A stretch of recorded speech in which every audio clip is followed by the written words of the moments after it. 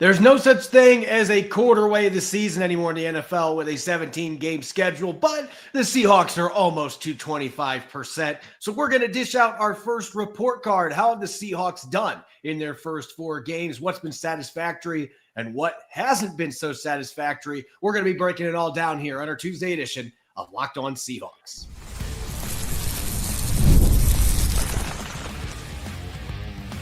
You are Locked On Seahawks, your daily Seattle Seahawks podcast, part of the Locked On Podcast Network, your team every day.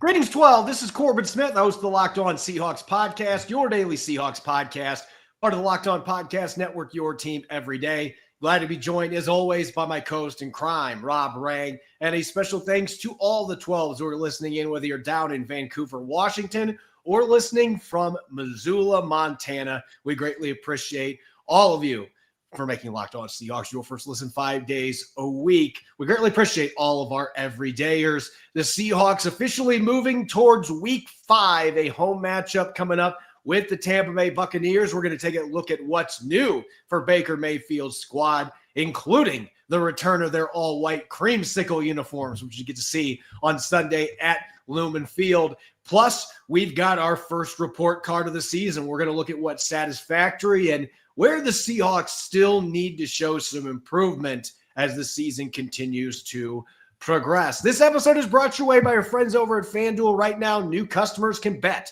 just $5, and if your bet wins, you'll get $300 in bonus bets to use across the app. Now for your lead story here on our Tuesday edition of Locked On Seahawks. Since the NFL added a 17th game, we can't simply say there's a quarter pull of the season because, quite frankly, there really isn't with an odd number of games. But we can still do a quarterly report card. And since the Seahawks have played 4 games, they're 3-1. They're tied for first place in the NFC West. We're going to be diving into what has been satisfactory and where the Seahawks need improvement. And Rob, you and I both being teachers, we taught middle and high school level kids for the most part. So we had letter grades. But this early in the year, I like to take it with that elementary school or kindergarten approach. You're either doing it right or you're not. You're satisfactory or you have room for growth. So that's how we're going to be handling this. And I think when you consider this team's 3-1, we got to start on the positives here with the things that have been satisfactory so far. The areas that the Seahawks have looked good building this 3-1 start. And I think we'd be remiss if we did not mention number 14 first and foremost here, because we got to see Sam Darnold wheeling and dealing again on Thursday Night Football against the Arizona Cardinals. The Seahawks do not win that game without Sam Darnold. And what he's doing, he might not be putting up the flashiest stat lines. He might not be throwing for 400 yards and having 3 or 4 touchdown passing performances, but this passing game has been way more explosive than anybody expected. They're in the top 3 in explosive pass plays in the entire NFL through the first 4 weeks. And a big reason for that has been Sam Darnold. And oh, by the way, yeah, I know he had 2 interceptions in that game against the Steelers, but he has generally done a phenomenal job of taking care of the football. He had another game in Arizona with no turnovers, had that 1 fumble, but it was recovered by Eric Sauber. No plays where the ball was put in harm's way for the defense to potentially get a pick. He has just taken another step forward in terms of protecting the football, and he's continuing to get the ball downfield. He's using his legs, creating in and out of the pocket. I think he's been a very pleasant surprise in the first 4 games. I think there's a chance he could be really rock solid, but I think he's been better than the guy we saw in Minnesota last year, even if the volume stats aren't quite where they were a year ago. Yeah, a year ago, I thought he played at an all-pro level. I think that he's doing exactly that again this year, Corbin. I mean, I've seen 1 throw that I would characterize as a poor pass from Sam Darnold. That was an interception. That throw to in the direction of Cooper Kupp, I thought it was a late read by Sam Darnold. He forced the ball, and Cooper Kupp's former teammate Jalen Ramsey, now with the Pittsburgh Steelers, was able to pick it off. Otherwise, the fumbles that he's had, he basically got hit from behind. You can't really blame the quarterback for not having eyes in the back of his head. I think that the accuracy has been excellent. The poise under pressure has been superb. His play action passing and decision making, I think, is again all been at an all-pro level. Look, I think there's a lot of credit that can go around for why the Seahawks are 3-1. But I love the fact that we are starting the conversation with Sam Darnold. The quarterbacks get too much credit when things are going well. They get too much blame when things are going poorly. But in the case of Sam Darnold, he basically has been kicked around by fans, by NFL teams for so long. And he is so much of a better player than what that national reputation may have been prior to last year. So I am thrilled with how he is playing so far, and I really believe that he deserves the bulk of the credit for how the Seahawks offense has been humming over the first quarter mark of the season. And I think we got to give Clint Kubiak credit too, because aside from that season opener where, and I still am going to maintain this, I think it was an example of a coach that was trying too hard to outsmart himself because he was going against a former mentor. I've got to do some things differently, and you can't just completely reinvent your offense or you end up in a position like that. They just were doing things that were uncharacteristic and weren't expected. And you saw Clint Kubiak really get back to the essence of what his offense is, what the identity is that he wants on offense these last 3 games. I did think there were some times in the Arizona game in the second half where it felt like they got a little bit too conservative. But I think overall we have seen Kubiak orchestrate an offense that's really allowed Sam Darnold to be able to maximize his strengths, maximize the guys around him strengths. We're seeing more usage of tight ends. The run game started to find a little more traction in Arizona. And so it feels like Kubiak's offense more so than not has been a positive. You have had a true NFL play caller that has been calling the shots. As for the defensive side of the football, look, I know we're doing a satisfactory versus needs improvement, but I would almost put, and I can't quite put it because there's been a few leaked plays, but I would almost put perfect marks for Seattle's run defense the first 4 games. They have been utterly dominant. And you take out Kyler Murray's 29-yard scamper that he had in the fourth quarter, they were holding him under 2 yards per carry before that. Every time that he tried to break loose to go somewhere running the football, he had multiple defenders swarming around him. And then the games before that, Christian McCaffrey barely averaged 3 yards per carry in week 1. Week two game at Pittsburgh, Jalen Warren and company might have done some damage in the passing game, but they couldn't get anything going with their rushing attack for most of that game. Week 3, Alvin Kamara, 2.8 yards per touch in that game, just suffocating him. And Arizona's run game away from Kyler Murray wasn't anything but spectacular in this game. You look at the way that they are playing. I think it starts with that front line and Ernest Jones, Tyrese Knight, Drake Thomas has given him some good reps at linebacker. That front 7 and the corners on the outside, guys like Josh Jobe coming up and making plays. I mean, this as a unit has just been a really stout run defense for Mike McDonald. And you can see that mentality that Ernest Jones is talking about where, hey, you want to try to run on us? Good luck. Everybody on this defense has adopted that mindset, the physicality, and just the aggressive nature they play with. You're not going to run the football on us. And that has held true in every single game so far this year. Yeah, the Seahawks currently rank 6th in the NFL in rushing yards allowed, 89.8 yards per game so far. That is a 10-spot improvement from where they finished a year ago, 16th in the NFL, allowing just under 121 yards per carry. I agree with you. I think that the defensive line deserves the bulk of the credit for that. Certainly, the heat-seeking missile that is Ernest Jones, it certainly deserves some credit. And I think Mike McDonald as head coach, as you said, I think that Clint Kubiak deserves an awful lot of credit for the success on offense. I like the creativity of his play calls. I like the way that they are really accentuating their players' unique strengths. Sam Darnold's ability in play action passing, the tight ends, as you acknowledged before. I loved the play call against the Arizona Cardinals right off the bat, where they had the 3 tight ends to the left and then Kenneth Walker the third out there. Use those big bodies. I think that we're seeing coaching and personnel come together. And again, one of the biggest reasons why the Seahawks not only are dominating in terms of offensive and defensive statistics, but why they are, currently tied for first place in the NFC West.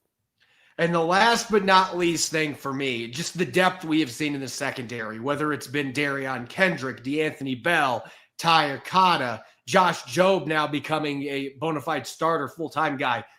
They have just found all these gems, guys that either were released by other teams or were undrafted, or somebody like D'Anthony Bell, where I think he would have liked to stay in Cleveland. He did some good things there, but the Browns didn't give him a contract offer. They didn't even tender him as a restricted free agent.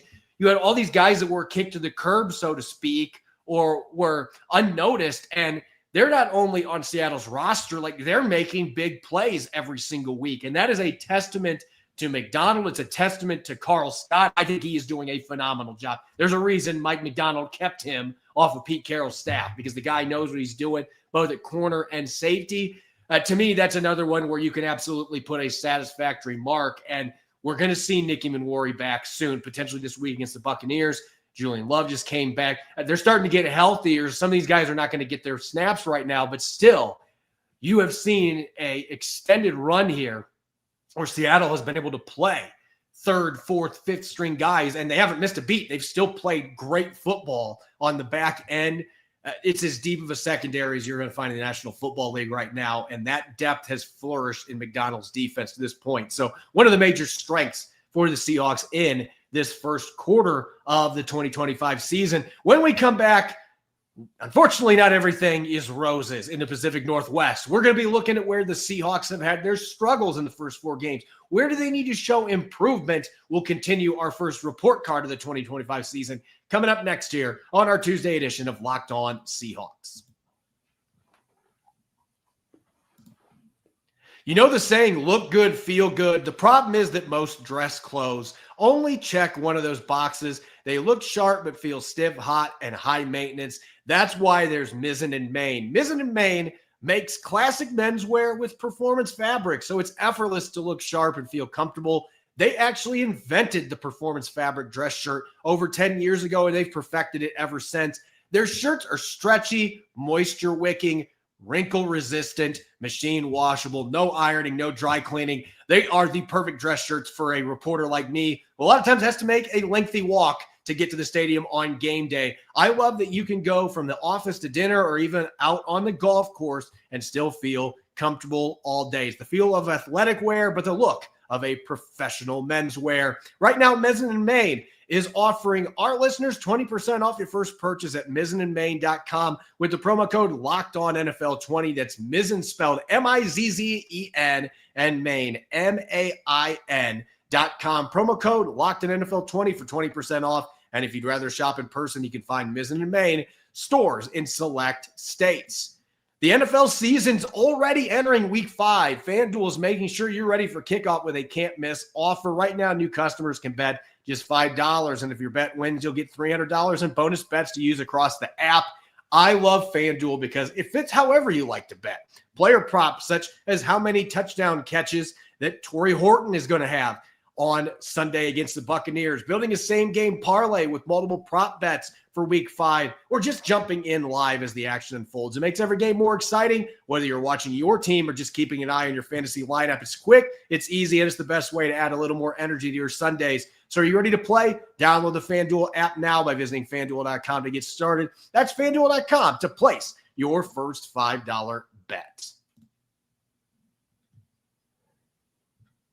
Welcome back to the Tuesday edition of Locked On Seahawks. I'm Corbin Smith. He's Rob Rang. A special thanks to each and every one of the 12s tuning in. And thank you, as always, for making Locked On Seahawks your first listen 5 days a week. We greatly appreciate your support of the podcast. Dishing out our first report card of the year. I know it's not technically the quarter way point of the 2025 season because there isn't one now unless you want to use it by days in the year with 17 games. But it's 3-1 Seahawks in first 4 games. I think it's close enough. We just talked about the good, the satisfactory elements of the Seahawks so far. But like any teachers, Rob, you and I, we're a little bit picky. And there's certainly some areas the Seahawks, they're not undefeated. They've had some close calls that they've gotten wins in.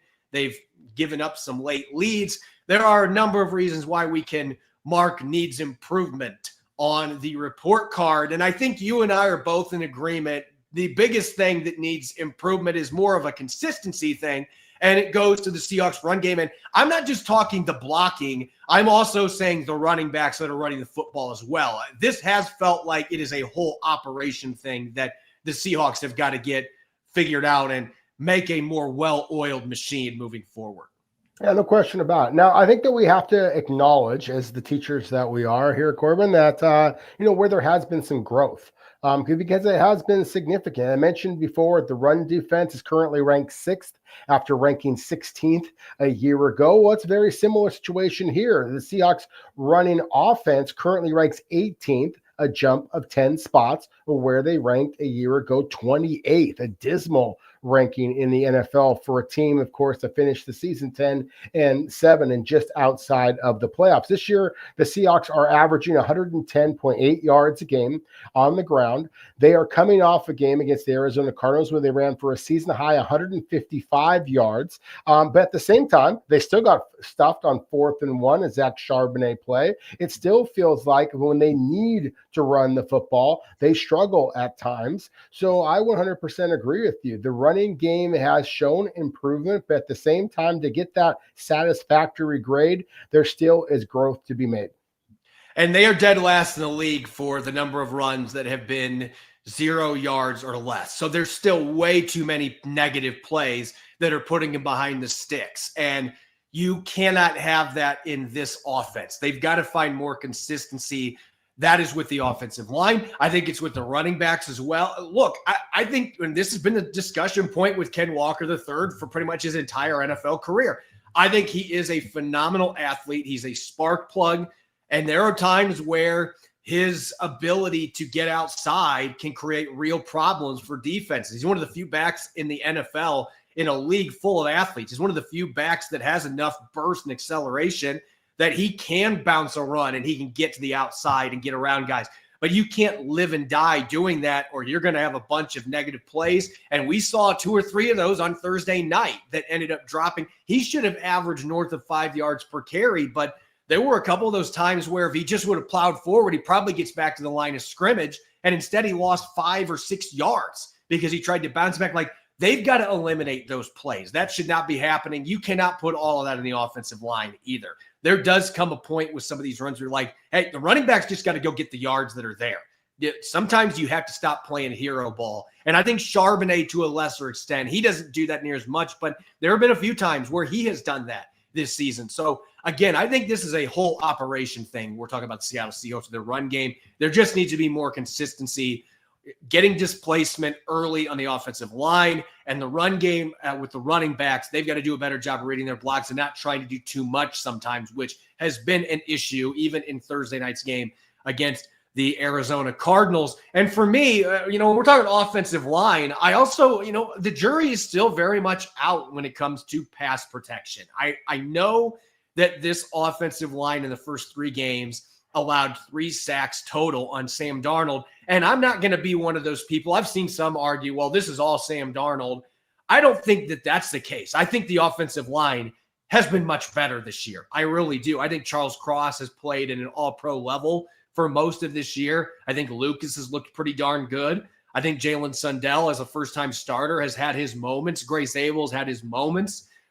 There's been inconsistency from the rookie. Anthony Bradford, I'm waiting to see the guy we saw in training camp. He's been okay, but there's been misses. You give up 4 sacks in this game against Arizona, though. I want to see a larger sample size to really determine where this offensive line is in terms of protecting Sam Darnold. The quarterback has absolutely helped this unit out with how quickly he's gotten the ball out. Kubiak's helped him with the bootlegs and stuff. I don't even know if this is unsatisfactory necessarily, but I can't give a satisfactory mark because, to me, I just haven't had enough time to really evaluate and get true film to see, is this pass protection better than what it has been in the past, or how much better is it than it has been in the past? Well, I think that it definitely is better. I love the fact that you gave some credit to the individual offensive linemen, as well as Clint Kubiak, as well as the quarterback, Sam Darnold. He is getting the ball out of his hands much quicker than Geno Smith did for the last couple of seasons. So that has been helpful. I want to have the conversation here for just a moment about what I think is just some unfair characterization of Seattle's guard play in particular. Look, there's the first round pick Gray Zabel. He's everybody's, kind of poster child right now. And everybody really likes Gray Zabel because of the improvement that they're having. He is a tough guy. He is athletic as all get out. There are some incredibly splashy plays on tape, both in pass protection as well as in the running game. I think people would be surprised to know that he's given up every bit as many quarterback pressures, 8 over the first 4 games, as Anthony Bradford has. Anthony Bradford has given up 1 sack in 4 games, at least according to Pro Football Focus's grading. Abe Lucas, the right tackle, who is playing, I think, at a very high level, he actually leads a team with 2 sacks allowed so far this season, Corbin. So again, I think that it's so easy to blame Anthony Bradford. There is no doubt when he's made some mistakes, they have been glaring mistakes. And, again, the Pro Football Focus grades, I think that some rely on, are just so out of whack. I mean, if you were to look at the numbers of, again, Gray Zabel, the first-round pick, against Anthony Bradford, then you would see that Bradford has given up 1 sack, and that yet he has a, let's see, a 29.6 grade for pass protection. 29.6. My goodness, how's the guy even stay in the NFL? A 29.6 grade. I mean, against the New Orleans Saints, I think his grade was like an 8. I mean, how does one get a grade of an 8 when you have basically 20 pass protection opportunities and you give up 1 quarterback hit and you get a grade of an 8? I mean, it's comical to me because he has not been good. Don't get me wrong. I am not here to say that Anthony Bradford has been playing at a Pro Bowl level. But to make it sound like he is the worst blocker in all of the NFL, statistically, that's what the grade would suggest. And yet he hasn't been that much worse than the first-round selection that some are arguing should be a Pro Bowler. He's cut down on. I mean, the penalties are way cut down. He's had some bad misses, but I feel like there's been a lot more consistency. And I'm with you. I don't know what. Like, if I see an 8 grade, I'm thinking like it's like Stone Forsythe a couple years ago when he gave up like 35 pressures in 5 games. Then I'd be like, okay, yeah, I can see why. Yep. But the numbers in the film, there's some bad reps, but it's been occasional. It has not been like it's been a consistent problem necessarily. So, I think we are in agreement here. I think that there's been some unfairness on one end and maybe a little bit too much love for the other end, but that's to be expected with a first-round pick. And that's not taking anything away from Zabel. I think he's done some really good things here early in his career. I think when you look at this defense, there's a couple things that jump out. And I think you could say this about the entire football team, but specifically on defense, looking at the 49ers game, as well as this last game against Arizona. I want to see that finisher's mentality like you would see from a boxer when he smells blood in the water like a shark. Like, I want to see this defense play with that. I have not consistently seen, they didn't need that in the Saints game because they were up by 8,000 points at the end of the first quarter. But your game against Pittsburgh, I felt like the offense closed things out and defense made their plays there. But the 49ers game, Reek Woolen, those couple huge mistakes at the end allowed the 49ers to steal that game. Woolen had a couple huge penalties in this game against the Cardinals, and they gave up 2 touchdown drives at the end of the game to allow the Cardinals in a game they had no business winning to tie the game. The defense was dominant for 80% of the game, and then they almost lost it for Seattle because the finishing mentality is not fully developed yet there. As good of a defense as this is, that killer instinct, that ending the game, squashing the bug mindset, that's got to improve. And that has been one thing that has stood out to me for this team. And I think the offense, to an extent, has also had that issue. But I think the defense has been the bigger culprit there, where Mike McDonald's squad has been so good for most of the season. End of games, though, you got to throw those finishing punches, those finishing haymakers, and knock teams out. And we haven't seen this defense consistently do that yet.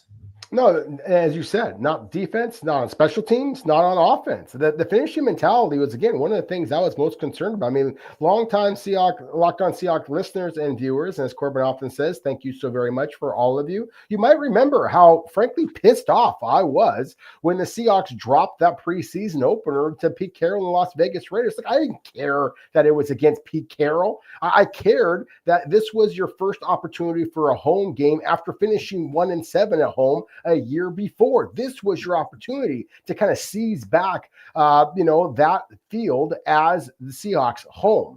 you must protect this house type of a mentality, that finishing mentality, and their inability to do so. And now we're seeing the same kind of thing in the loss to the 49ers, where Tariq Woolen was obviously kind of the GOAT of that game for giving up what should have been just a knockdown over a third string tight end, and it winds up being the game-winning touchdown. The same thing, obviously, with the pass interference calls against Woolen again, but Devin Witherspoon, your superstar, he's the one that actually surrenders the 2 touchdowns in that game against the Arizona Cardinals. So again, even Seattle stars have got to adopt a little bit more of that, put them down when you have that opportunity. Until they are able to do that, I do think that this is going to be a team that is going to be a playoff contender, but not a Super Bowl contender until they adopt that type of a finishing mentality.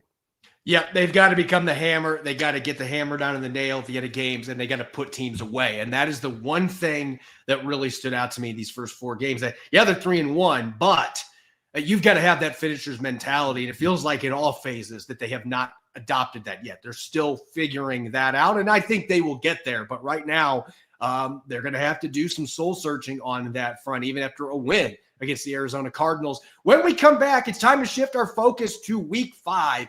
We've got a battle between the 2 expansion squads from 1976, Seahawks Buccaneers, and their 50th year of existence in the NFL. Going to have some really fun uniforms. We're also going to be checking out what's new with Tampa Bay as we begin preparation for the upcoming game. That's coming your way up next here in our Tuesday edition of Locked On Seahawks. What do you get when you have a bald eagle standing on top of a silverback gorilla riding a T-Rex? That is what you call confidence. If you're looking for something beyond the usual pill, it's time to meet Rougiet Go Long. That's usually where Rougiet Go Long comes in. This isn't just another ED pill. It's a total game changer for confidence. Go Long combines 2 doctor-trusted medications in one dual-action formula, so you can get hard and go the distance. The effects last up to 36 hours.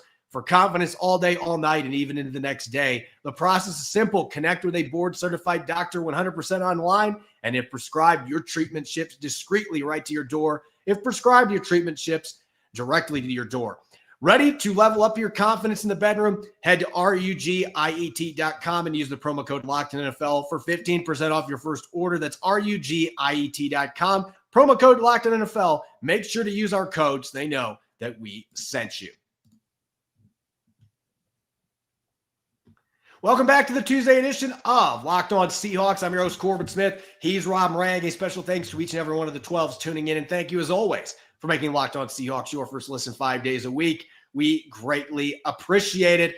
The Seahawks at 3-1, trying to stay atop the NFC West. And they've got a talented challenger coming to Lumen Field on Sunday. The Tampa Bay Bucks coming off their first defeat of the season. But it was kind of one of those misleading games because Tampa Bay ended up coming back and only losing to Philadelphia by 8, but it was a game that had gotten out of hand early. Philadelphia built a big lead, and kudos to Tampa Bay for fighting back. The Bucs have certainly got some injuries, but this was a team going into the year. I remember when we were talking about Seattle's schedule, I said, this is a game that stands out as one of the tougher ones to me, even at home, because I just look at what Baker Mayfield's doing. You want to talk about a quarterback who got kicked around way more than he deserved. He has turned into a true top 10 quarterback. He has thrived in Tampa Bay. And even without Liam Cohen, who's now is the head coach for Jacksonville, we'll talk more about him a week from now. But Cohen leaving, it hasn't mattered. Baker Mayfield, Tampa Bay's offense has not been as potent this year. I think a lot of that's been injuries, though, more so than the change in play callers.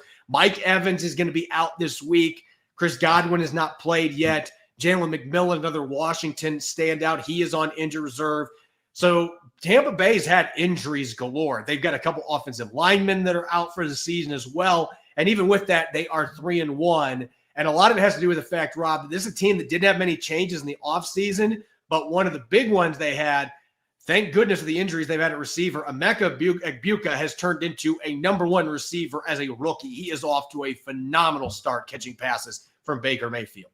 Yeah, no question about it. I mean, the Steilacoom High School graduate and star, former Ohio State star, has been every bit of the number one receiver that the Tampa Bay Buccaneers needed because, as you mentioned, they have just suffered injury after injury at the receiver position. He leads the Bucs in receiving yards. He's got 4 touchdowns in as many games of his NFL career so far. He's just had a fantastic start. And so, it's funny, Corbin, because we were talking about how the Seahawks have to adopt a little bit more of a finishing mentality. That's exactly what the Tampa Bay Buccaneers have. As you mentioned, they had quite the stirring comeback attempt to almost unseat the defending Super Bowl champion Philadelphia Eagles. They are 3-1. All 3 of their victories so far have come in games in which in the fourth quarter they were down, and Baker Mayfield has led them to come from behind victories. So this is a terrific football team. I think that Baker Mayfield gets an awful lot of credit. As we talked about before, the quarterbacks get a lot of credit.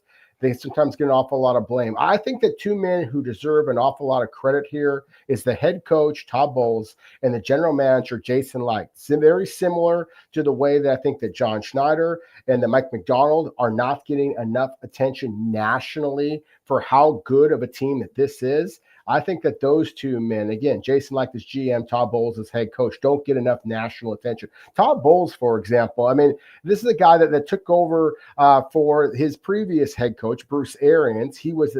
Bowles was the defensive coordinator when the Bucs won Tom Brady's 7th Super Bowl. But all Todd Bowles has done is in the past 3 seasons win the NFC South division. 3 years as head coach, 3 years as division champs. I mean, that's pretty damn good for a guy that doesn't get much credit. And Jason Licht only has a couple of different Super Bowl rings to his credit. So again, I think that this is a squad that hasn't had much turnover. Emeka Egbuka is the big addition. They brought in Hassan Reddick as a free agent. He's got 3 tackles for loss in 4 games so far, but this is pretty much the same Bucs team that we saw a year ago when, again, they were the NFC South divisional winner. And so you have a very hot, very physical, very finished mindset kind of a club that is coming to Seattle. I know this is an exciting weekend in Seattle for sports, but the Seahawks had better be careful because otherwise they could be the team that's actually, ends up losing this football game because this, again, is a formidable matchup against the Tampa Bay Buccaneers. As I mentioned, if there's one thing that's working against Tampa Bay going into this game, it's been the injury bug. They lost Kalijah Cansey, their athletic defensive tackle, to a year-ending biceps injury. Cody Mock, another North Dakota State offensive lineman that's turned into a really good starter, he's out for the season. Luke Gadecki, another decent offensive lineman, he is on injured reserve. Mike Evans is on IR, but he's expected to miss a couple more games. I would not expect to see him out there. Jalen McMillan is on injured reserve. So Tampa Bay is missing a lot of pieces, particularly on the offensive side of the football. And they have been a middle-of-the-pack offense so far. This has not been a potent top 10 group like I thought it was going to be, and a lot of it's been just because of who's missing. But Baker Mayfield continues to will this team to wins. And I think the underrated part of this team has been the defense. They have found ways to get the job done late in games. You have an ageless wonder, and we talk about Bobby Wagner a lot. Levante David's the same DNA. He's like the Calais Campbell of linebackers. He just continues to play at a really high level. They've got some aggressive edge rushers that'll get after the quarterback. And, of course, Vita Vea in the middle continues to be an absolute monster that the Seahawks are going to have to deal with on Sunday. We will get into the matchups on our show tomorrow. That will certainly be one that we will be discussing. Seattle's interior line going against the massive man that is Vita Vea.